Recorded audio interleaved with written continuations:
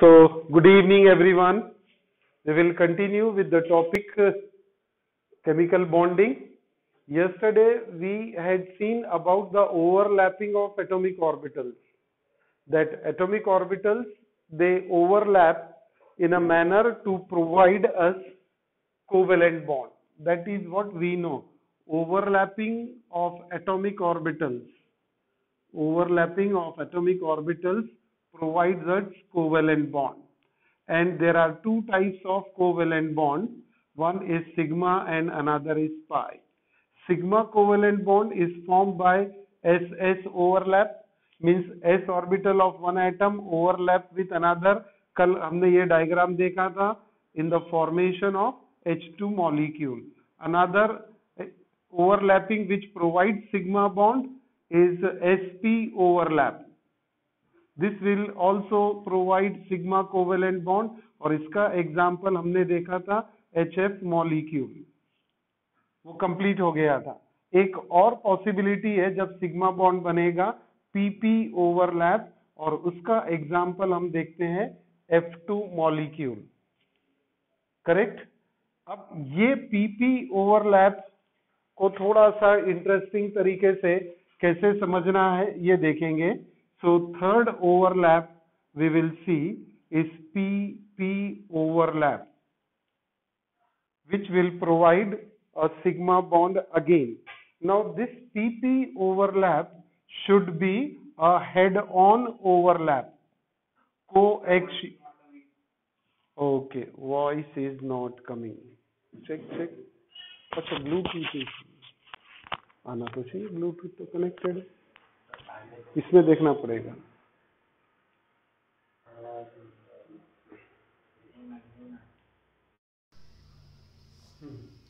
Hello everyone, am I audible to you? Am I audible? क्या मेरी Sir, आवाज? your mic is mute. Mic is mute. हाँ बेटा यहाँ mute है. Okay. चल, now it's okay. Now can you see? Can you listen to me? Hello everyone, am I audible? Yes. Okay बेटा, चलो फिर से कंटिन्यू करते हैं फिर, है ना. Overlapping of atomic orbital will provide covalent bond formation. This is what the VBT has suggested. VBT has suggested that overlapping of atomic orbitals will provide formation of covalent bond. And there are, by this overlapping we will get two types of covalent bond. The first is sigma covalent bond and the second is a pi covalent bond.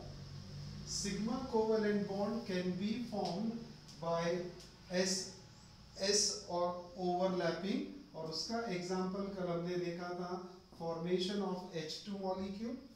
And again sp overlap also provides sigma covalent bond, and the molecule which we have discussed yesterday is HF molecule. Now today we will see one more type of overlap, that is PP overlap, will also provide us a sigma covalent bond. But this PP overlap has to be a head-on or coaxial, क्योंकि आगे हम देखेंगे pi bond में कि जो overlapping है वो coaxial नहीं रहेगी, although this is possible with PP overlap. So dear student, फिर से एक बार, सिग्मा बॉन्ड बनाने के लिए तीन टाइप की ओवरलैपिंग पॉसिबल है जब S और P ऑर्बिटल इन्वॉल्व होंगे, SS, SP and PP. Now PP overlap is a very special type of overlap. Here we have to see in order to get sigma. Sir, board is not clearly visible. Pardon? Sir, हाँ? Sir, board is not clearly visible. Board is not clearly visible. Okay, give me a minute.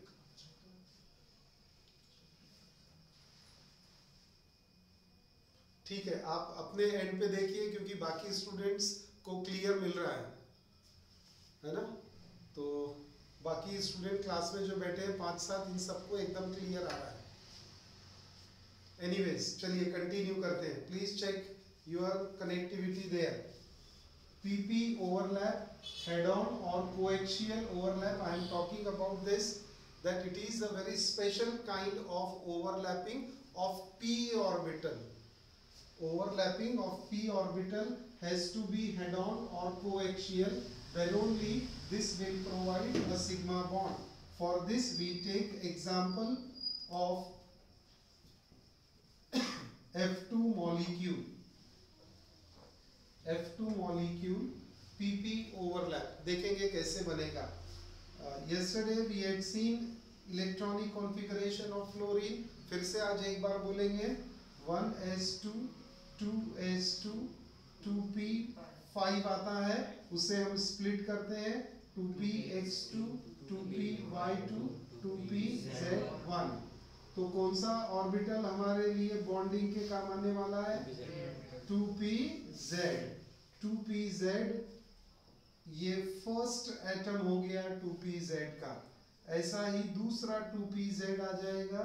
1s2 2s2 2px2 2py2 and 2pz1. second fluorine atom.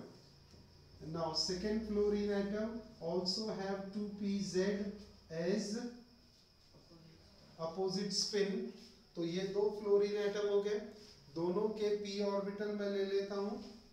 ये p orbital आ गया एक fluorine atom. ऐसा p orbital दूसरा fluorine atom. कल हमने आपसे कहा था कि जो एक्सिस है वो फिक्स नहीं है. कल तो क्लास नहीं हुआ था, डे बिफोर यस्टरडे, है ना.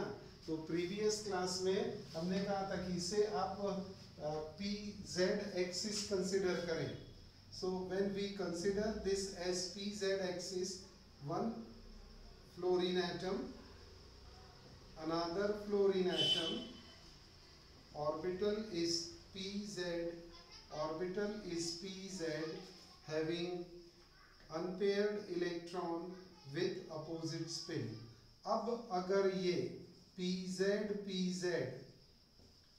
ओवरलैप, हेड ऑन ओवरलैपिंग करेंगे, हेड ऑन ओवरलैपिंग करेंगे, कोएक्सियल सेम एक्सिस पे ओवरलैप करेंगे, तब आपको कोवेलेंट बॉन्ड सिग्मा मिलेगा. कोएक्सियल ओवरलैपिंग से सिग्मा बॉन्ड बनता है, ये हमने प्रीवियस क्लास में बात किया था. तो अब यहाँ पर हम ये देखिए ओवरलैपिंग करते हैं. कैसी ओवरलैपिंग करेंगे? Head on overlapping. ये शायद आपके टेक्स्ट बुक में नहीं होगा, है ना. तो इसे आप ड्रॉ भी करेंगे और समझते जाएंगे. This is what PP overlap. Head on PP overlap. Here comes the electron pair. सही है. तो ये बना F2 molecule and this will provide a sigma covalent bond. सही है. आपके टेक्स्ट बुक में F2 molecule का जो एग्जाम्पल है उसमें जो PZ ओवरलैप दिया है, ये ओवरलैप है लेटरल ओवरलैप, या फिर उसे हम कहते हैं साइडवाइज ओवरलैप. लेटरल ओवरलैप और साइडवाइज ओवरलैप. ये लेटरल और साइडवाइज ओवरलैप जब होता है तो वो रहेगा फॉर्मेशन ऑफ पाई बॉन्ड. ये एक PZ ऑर्बिटल लिया, PZ of one fluorine atom, दूसरा PZ second fluorine atom, second PZ fluorine atom. This is another fluorine atom.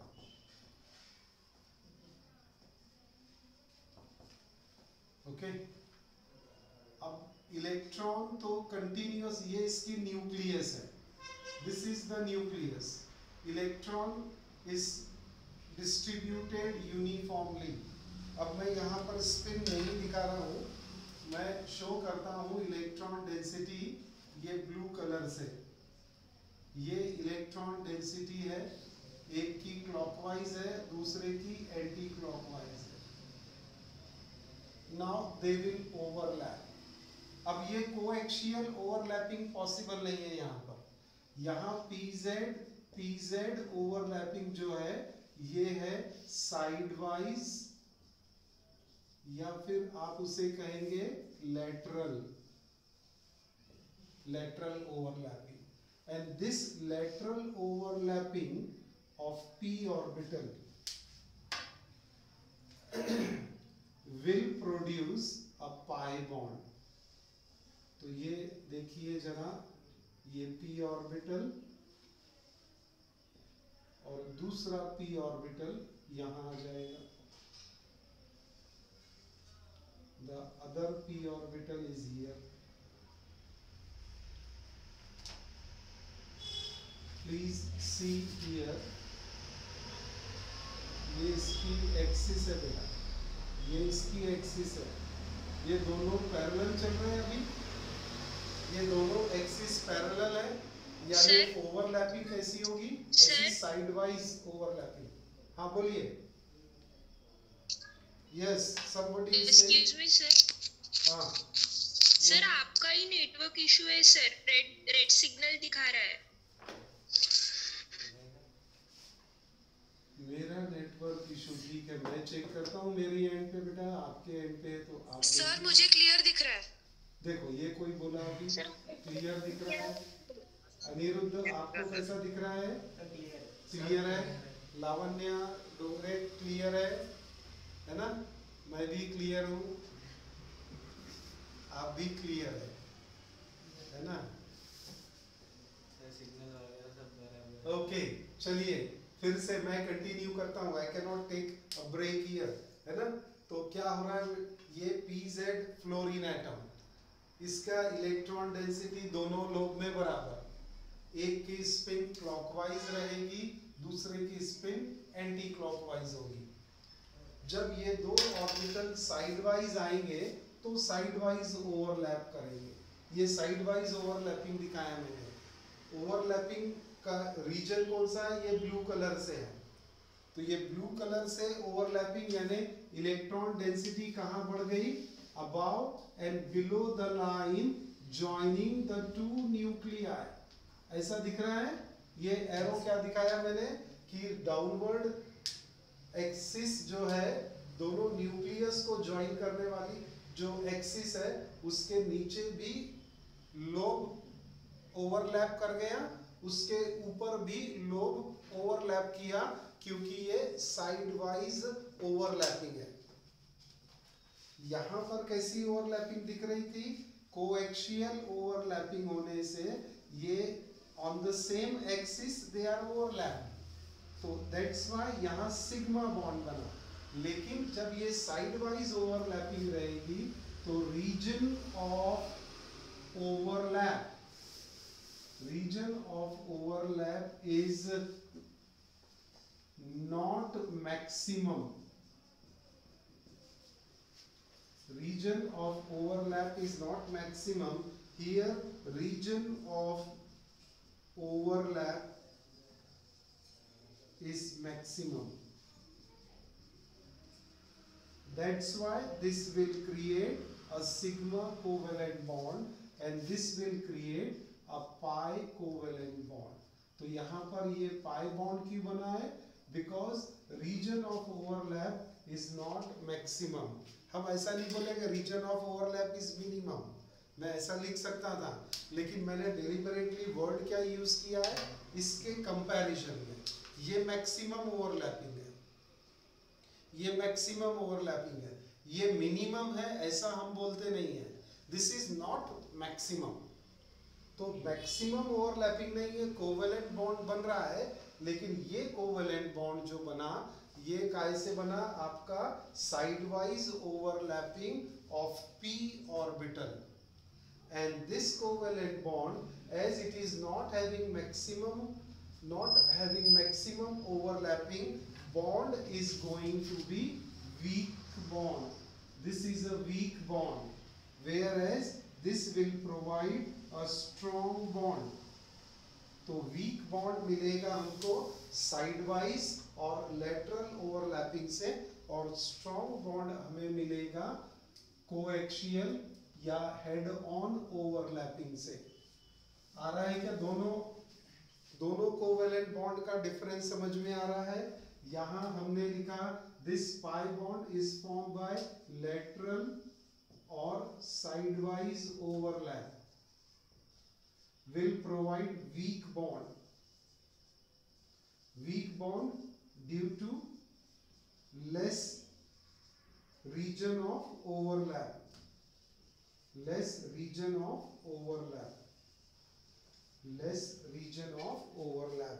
यहाँ पर हेड ऑन और कोएक्सियल था, तो ये ओवरलैप आपको स्ट्रॉन्ग बॉन्ड बना के दे रहा है। Strong bond, why strong bond? Due to maximum region of overlap,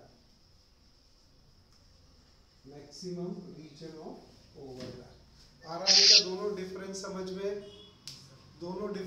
में आ गए क्या? मैं एक बार फिर से बोलता हूं, अब सुन लेंगे सभी लोग, क्योंकि ये फंडे क्लियर होंगे तो आगे हम कुछ डिस्कशन करेंगे। According to valence bond theory, a covalent bond is formed by overlapping of atomic orbitals. Overlapping कौन से ऑर्बिटल की होनी चाहिए? जिनका हाफ फील्ड ऑर्बिटल रहेगा। Half filled orbital means unpaired electron होने चाहिए। अनपेयर्ड इलेक्ट्रॉन भी कैसे रहने चाहिए? विद अपोजिट स्पिन होना चाहिए। इलेक्ट्रॉन की स्पिन अपोजिट रहेगी तब ओवरलैपिंग पॉसिबल है। अब वो जो स्पिन अपोजिट वाले ऑर्बिटल है, ये दो तरह से ओवरलैप कर सकते हैं। एक होता है कोएक्सियल या हेड ऑन ओवरलैपिंग, और दूसरा होता है साइडवाइज और लेटरल ओवरलैपिंग। जब कोएक्सियल या हेड ऑन ओवरलैपिंग होगी तो कौन सा बॉन्ड बनेगा? Sigma covalent bond, and this bond is going to be a stronger bond because region of overlap is maximum. Whereas when orbitals they overlap in a sidewise manner or in a lateral manner, the region of overlap is less, hence the bond is going to be weak. और sideways overlapping का ये diagram मैंने draw किया यहाँ पर। एक pz orbital fluorine atom का दूसरे फ्लोरीन एटम pz, दोनों की स्पिन अपोजिट है, और जब ये साइडवाइज ओवरलैप करेंगे तो कुछ इस तरह से पिक्चर मिलेगा आपको। ये जो सेंटर में दिख रहा है, this is the axis passing through the nucleus. अब देखने के लिए तो लगता है कि यहाँ पर दो जगह ओवरलैपिंग दिख रही है हमको, है ना? above the plane and below the plane. ये above the plane, this is below the plane. जबकि यहाँ पर एक ही region of overlap दिखता है, but still this, in spite of overlapping at two places, is a smaller region. ये smaller region क्यों रहेगा? ये ज्यादा क्यों नहीं हो सकता है overlapping? साइडवाइज है तो क्या हो गया? साइडवाइज होने से न्यूक्लियस जल्दी पास में आ जाएगी। जैसे इसका ये न्यूक्लियस का पॉइंट हुआ ना, ये न्यूक्लियस है, आपने साइडवाइज लाया तो क्या होगा? दोनों न्यूक्लियस भी तो पास में आते जाएगी। यहाँ पर न्यूक्लियस पास में नहीं आती, पहले लोब पास में आते हैं, बाद में न्यूक्लियस पास में आएगी। लेकिन यहाँ पर लोब के साथ साथ न्यूक्लियस भी उसके पास आते जाते, इसीलिए न्यूक्लियस का रिपल्शन होता तो वो ज्यादा ओवरलैपिंग परमिट नहीं करता।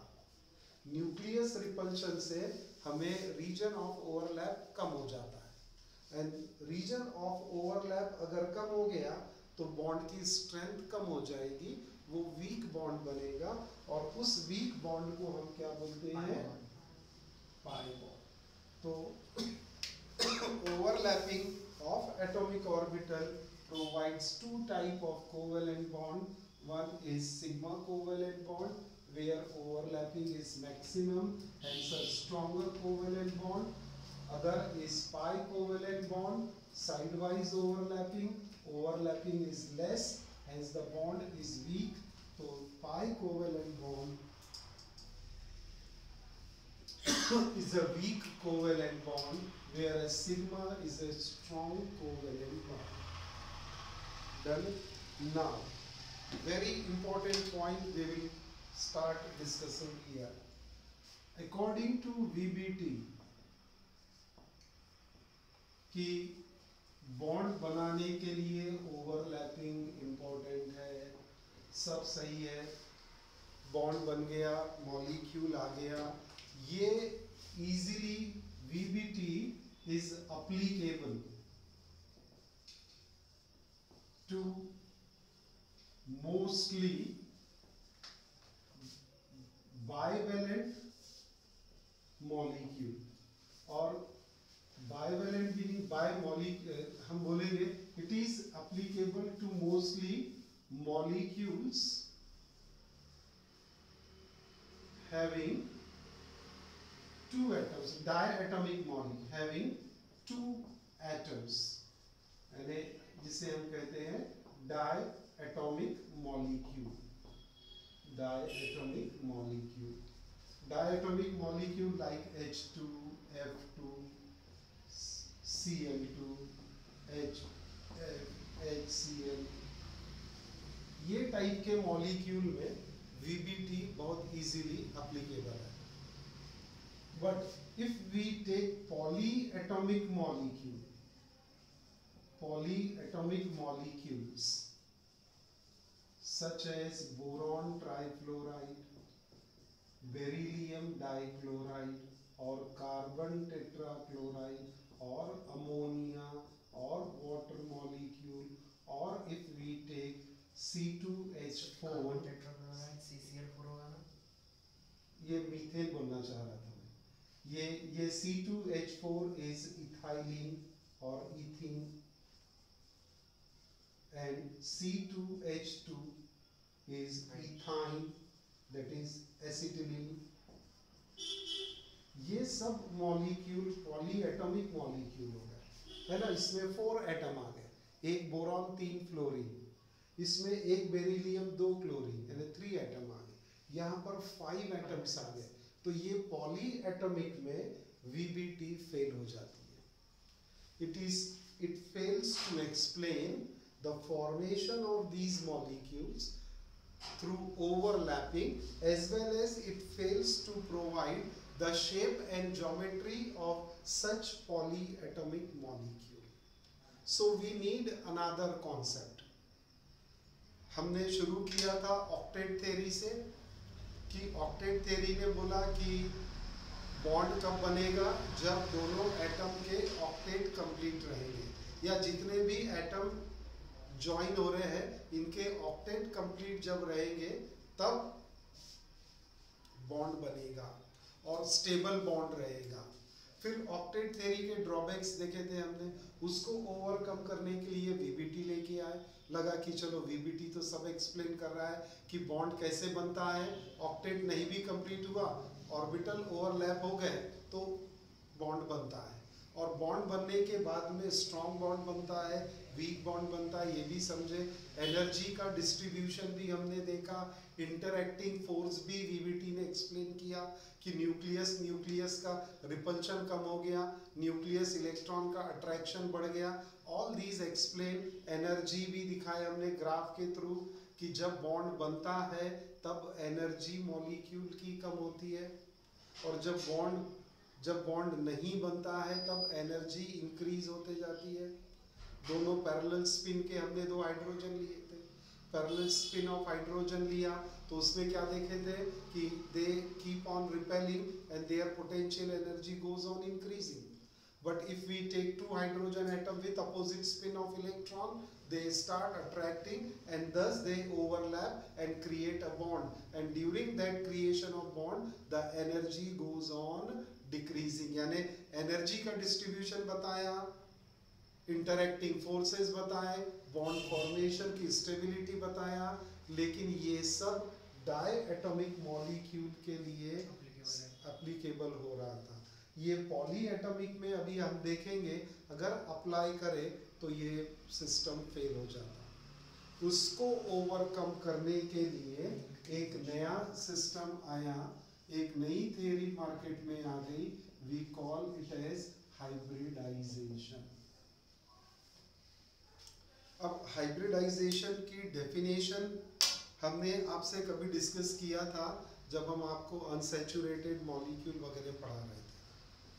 हाइब्रिडाइजेशन में क्या होता है कि कुछ एटॉमिक ऑर्बिटल्स को मिक्स करते हैं और मिक्स करके उनको रिकास्ट करते हैं ना, नए फॉर्म में बनाते हैं। जितने ऑर्बिटल मिक्स करते हैं उतने ही रिकास्ट होते हैं और वो रिकास्टेड स्टेबल रहते हैं, यूनिफॉर्म रहते हैं, तो जो बॉन्ड बनते हैं वो भी स्टेबल बनते हैं। This is what in short hybridization right now. अभी हम सिस्टमेटिक डेफिनेशन वगैरह सब समझेंगे, लेकिन ये हाइब्रिडाइजेशन की जरूरत क्यों पड़ी?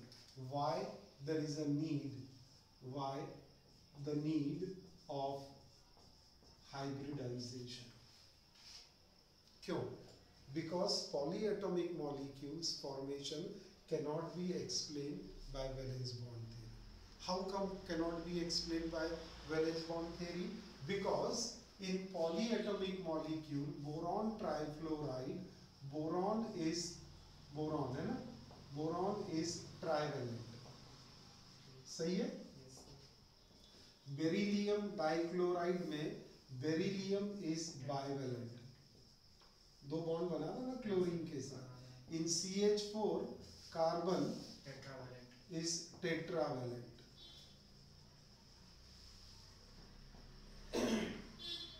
अगर VBT के हिसाब से हमने फॉलो किया तो we cannot explain trivalency of boron, bivalency of beryllium and tetravalency of carbon, because VBT ने क्या लिया था? ग्राउंड स्टेट इलेक्ट्रॉनिक कॉन्फ़िगरेशन लिया था। अभी हमने आपको हाइड्रोजन या फ्लोरीन के लिए हमने कॉन्फ़िगरेशन क्या लिया था? 1s2 2s2 2px2 2py2 2pz1।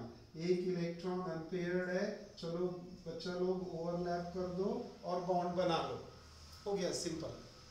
लेकिन अगर मैं यहाँ पर बोरॉन ले लूँ, बोरॉन का एटॉमिक नंबर 5, इसका electronic configuration 1s2 2s2 2px1, कितने अनपेयर्ड दिख रहे हैं आपको? ओनली 1 अनपेयर्ड, सही है। तो फिर बेरिलियम की वैलेंसी कितना लिखेंगे आप? मोनोवैलेंट लिखेंगे मोनोवैलेंट। समझ रहा है फंडा? बेरिलियम इज मोनोवैलेंट, लेकिन BF3 में बेरिलियम क्या है? Beryllium is trivalent. Can we explain trivalency with the help of VBT? VBT के हिसाब से तो जितने अनपेयर्ड उतने बॉन्ड बनेंगे, ये पोस्टुलेट था VBT का। The number of unpaired electron present in valence shell is equal to the number of covalent bond it can create.